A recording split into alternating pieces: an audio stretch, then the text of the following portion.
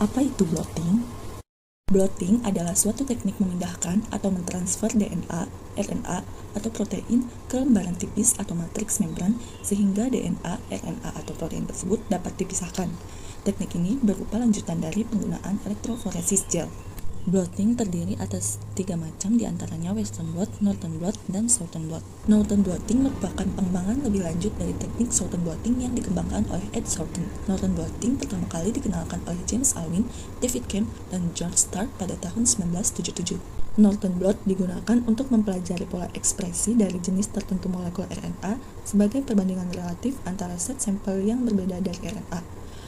Pada teknik Northern blot diperlukan RNA dengan jumlah yang cukup banyak. Secara umum, teknik ini mirip dengan Southern blot, namun sampel yang digunakan pada tipe ini adalah RNA. Northern blot digunakan untuk mendeteksi keberadaan sebuah mRNA tertentu dalam sebuah sampel dan memperoleh informasi pada ukuran dan kelimpahan dari RNA tertentu dalam campuran kompleks. Lalu, apa prinsip dasar atau prinsip kerja dari Northern blotting ini? Prinsip kerja Northern blotting yang pertama, RNA dipisahkan berdasarkan ukuran.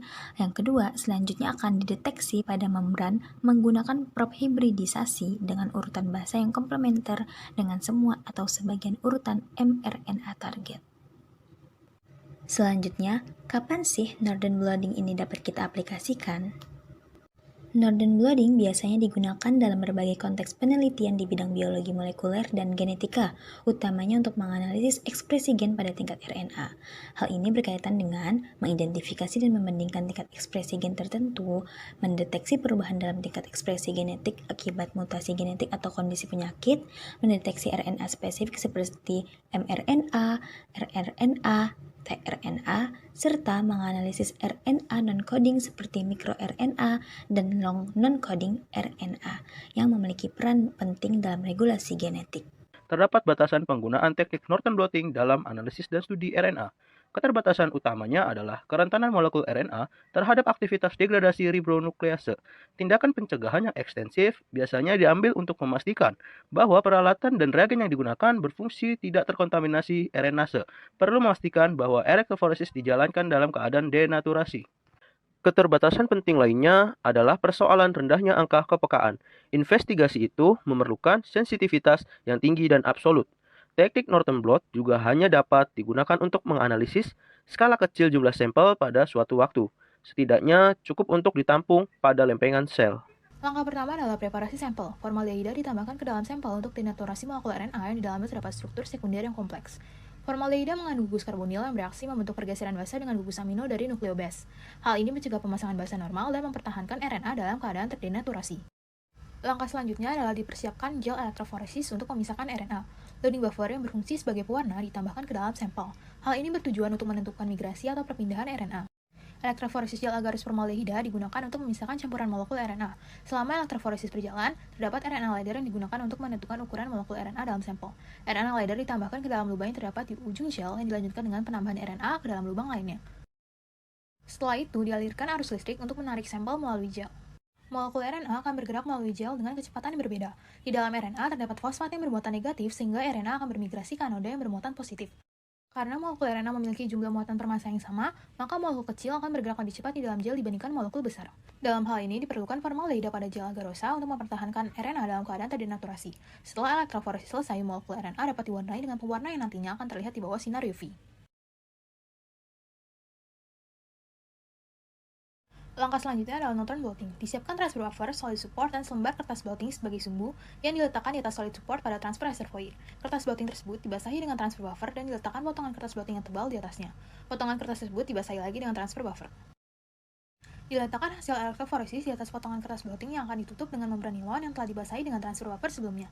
Diletakkan lagi potongan kertas blotting yang sudah dibasahi dengan transfer buffer di atas membran nilon. Kemudian ditutup bagian terbuka dengan menggunakan plastik wrap agar mencegah transfer buffer melewati gel. Tahap terakhir diletakkan stumpuk tisu kering di atas membran dan gel, kemudian ditutup dengan plat kaca yang diberi pemberat. Buffer transfer bermigrasi dari daerah dengan potensial air tinggi ke potensial air rendah yang menyebabkan RNA berpindah dari gel ke membran. Dalam tahap ini terjadi interaksi pertukaran ion yang mengikat RNA ke membran karena RNA bermuatan negatif sedangkan membran bermuatan positif. Selanjutnya dibiarkan selama-lamaan. Membran dibilas untuk menghilangkan agar yang mungkin tersangkut pada proses transfer. Kemudian membran dikenai sinar UV untuk menempelkan RNA yang ditransfer ke membran secara permanen. Selanjutnya dilakukan prop hybridization. Pertama, membran akan dimasukkan ke dalam tabung yang berisi larutan prahibridisasi untuk mereduksi hibridisasi non-spesifik dengan prop. Lalu diinkubasi dalam oven hibridisasi pada suhu 42 derajat Celcius. Selanjutnya, larutan prahibridisasi dikeluarkan lalu ditambahkan lagi buffer hibridisasi. Lalu ditambahkan juga prop berlabel ke larutan hibridisasi, di mana DNA dibuat dengan primer berlabel yang akan bertindak sebagai prop. Selanjutnya di oven kembali dalam oven hibridisasi selama semalam. Seperti yang kita tahu bahwa DNA terdiri dari banyak fosfor. DNA ini dapat dilacak dengan mengganti fosfor non-radioaktif dengan radioaktif. Selanjutnya, prop dikeluarkan dari tabung dan tabung diisi kembali dengan larutan pencuci, di mana digunakan untuk menghilangkan prop yang tidak terikat dan terikat lemah pada membran. Untuk selanjutnya, sinyal hibridisasi akan dideteksi dan dikuantifikasi. Analisis Northern blot memungkinkan peneliti untuk memvisualisasikan dan mengukur tingkat transkrip RNA tertentu yang diinginkan. Total RNA diekstraksi, dipisahkan berdasarkan ukuran menggunakan elektroforesis gel, ditransfer ke pendukung membran, dan kemudian diperiksa dengan oligonukleotida berlabel untuk mendeteksi transkrip yang diinginkan. Jumlah transkrip yang terdeteksi dalam sel kemudian dapat dibandingkan dengan kondisi kontrol, misalnya pertumbuhan planktonik versus biofilm, sel tipe liar versus sel mutan, sel yang diberi perlakuan versus yang tidak diberi perlakuan.